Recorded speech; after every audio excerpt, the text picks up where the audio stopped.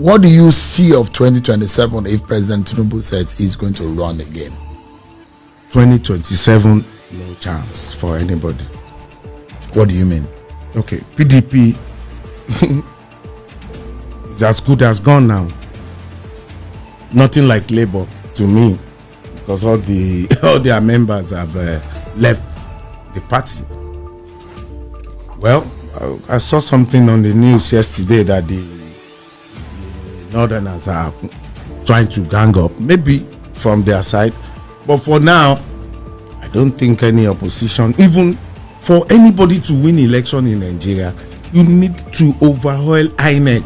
INEC is not doing any election. INEC is doing selection. In a country where they do selection, you are just wasting your time. Otumba, my brother, I told him, you are wasting your time. Even though I will support you, but you are wasting your time because it's selection. They put whoever they want there. So our thumb now, they don't give an injection. They are numb. They don't work.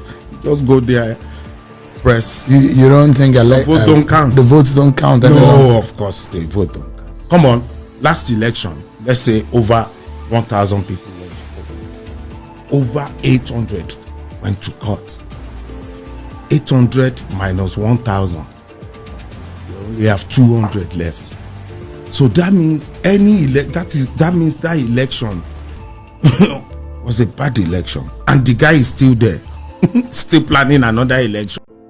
One of the commonest lie of our current political journey is that there is a way a particular candidate would have done in the 2023 election and he would have won that election. It's a lie. Or that there is a ticket that would have defeated Bola Tinubu. It's a lie. Everything in that election, for a man that says a local, I think we undermine what Bola Tinubu brought to the table in that election.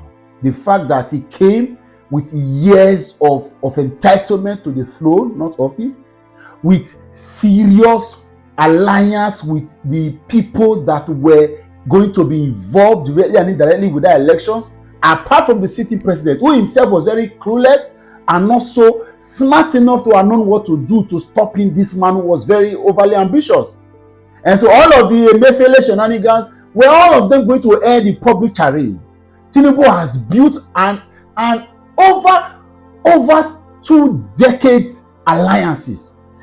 Quoting Rotimi Amaechi just before after the election, and while he was feeding questions from newsmen, did say that while all of them were thinking about very lucrative ministries and parastatals and agencies of government to send people to as ministries or to take over control, Bola Tinubu requested for the Independent National Electoral Commission. He was one that nominated the current chairman of INEC. All of that was strategic. And then he sent his boy to the National Assembly. Femi Gbajabiamila was Speaker House of Rep. A lot of these guys, even if the senior president wasn't on his side, but wasn't smart enough to know what to do. And the man has built alliances. He knew what he wanted. He was entitled to the office. And then he ensured that the Electoral Act that was supposed to be the midwife of a better Nigerian or a progressive Nigerian was in his hands. And then he ensured that we did not have the right to have known beyond. And so INEC went on to do all the frivolities and convince the Nigerians that we're going to have a free and fair elections. And then as I talk to you, that elections was held in their language, free and fair and credible. And then we thought that the people thought they won the election. But of course, they noticed the loopholes and easy to deal with. Until today, nobody can explain how Senate and House of Rep elections went on smoothly, seamlessly. But then the presidential election had glitches that INEC could explain, but judiciary did not find them worthy enough to have reproved them for that rubbish. Nobody is in jail, nobody is answering questions, no money is being refunded, there's no technician, no engineer, no consultant, nobody. And then we are heading towards another election in 2 years, less than 2 years, because already in February at the moment, and people are thinking that there's an alliance somewhere. Any alliance, any ticket, any person that wants to contest the 2027 election against Bola Tinubu, that doesn't first look into the electoral reform, so dealing with it and solving the problem is a joker. That is the greatest comedian. Ali Baba should go to rest because we have a new one. Basket Mat, and all of these guys, all of them should go to sleep because there's a new comedian. Any Nigerian, whether it's home and abroad, that thinks that there is any way the 2027 election will be free and fair and credible, without first going back to the Electoral Act as amended 2022, to say what were the loopholes.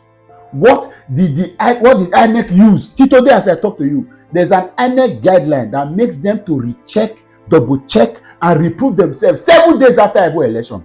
Till today, there is no single election in the history of this country that particular clause in the procedure of things for INEC that they have gone to check to say, okay, we conducted an election. We are not so proud. Let's check. So within the window of 7 days, let us see what we can remove and what we can add. And they will come back to say, okay, we noticed a few areas that were a few errors here and there, so we are making adjustment. INEC has not done that, and they will have an electoral act. Anything that doesn't first begin from us looking back at the electoral act. Well, I'm not going to dispute people that believe that there is a merger coalition that can happen, that can help. If that merger coalition happens, and then the people are now engineered to look holistically to the electoral act and go back to solving those problems, then I support. But if it means going to bring two powerful, oh God, going to bring two powerful people, if you like, I said it before, and this is no disrespect to my faith. I'm a Christian and I say that everywhere. Even Christ Jesus will find it difficult to win an election against Bola Tinubu with that particular electoral act. There must be something that must be done. We must look back at the Bible of our elections. We must look back at the manner that deals with our elections and contest every single clause, every single loophole, every single ambiguity, the things that exposes us to the dangers, exposes us to the opportunity for us to be manipulated, deceived. We must look at that. And I insist that outside of that, personally, I will fold my hands and be an onlooker in the elections. Because if we think there is something we lost, there is something we did not get, or there's a way we can get it, I've heard all sort of nonsense, speaking with my friends, and then I'm worried. It's not that I'm the only person getting. Thank God for Randy Peters. I'll share a video of his later on in the day where he also spoke about this thing, so that we begin to realize that are we not understanding that this is an orchestration? It is not an error. It wasn't a mistake. It wasn't. Oh God.